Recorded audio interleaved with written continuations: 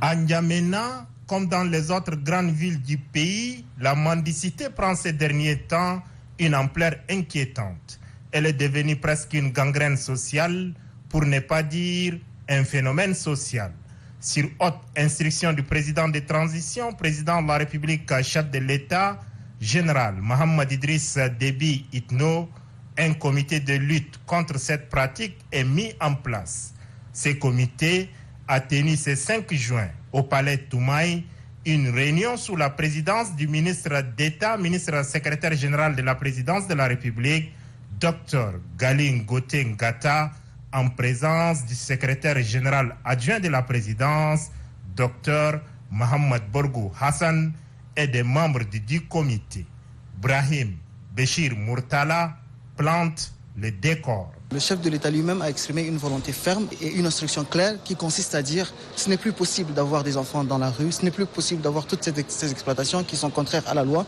Et à partir de là, il a dit fermement et avec une volonté affichée qu'il faut à un moment sortir de cette situation en travaillant non seulement pour la lutte, mais pour l'éradication définitive du phénomène de la mendicité, du phénomène des enfants de la rue et de ce qu'on appelle finalement les muhajirines. Ce comité contre la mendicité est multisectoriel. Chérif Allachi Galma, secrétaire général adjoint du ministère du Genre et de la Solidarité nationale, nous en dit un peu plus. C'est vrai qu'on s'occupe de la protection de l'enfant. Et tout à l'heure, on a expliqué, nous avons un programme d'éradication des mendicités. Et ce fléau, c'est une réalité. Nous avons des enfants de la rue, des enfants muhajirines, des enfants non accompagnés. Et tout ça, nous allons nous retrouver dans le cadre de la coordination à la présidence pour trouver des solutions dans l'immédiat.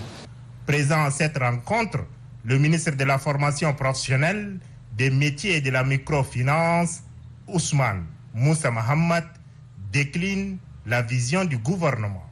La question de Majirine est une question non seulement d'ordre économique, social, mais beaucoup plus de la responsabilité des parents. Et on parle du chômage, lutte contre la pauvreté, lutte contre l'alphabétisme, tout ça, il faut associer la formation technique et professionnelle. Au niveau du ministère de la formation professionnelle des métiers de la l'apprentissage, nous sommes disposés à appuyer ce projet et à apporter notre contribution technique, modeste soit-elle.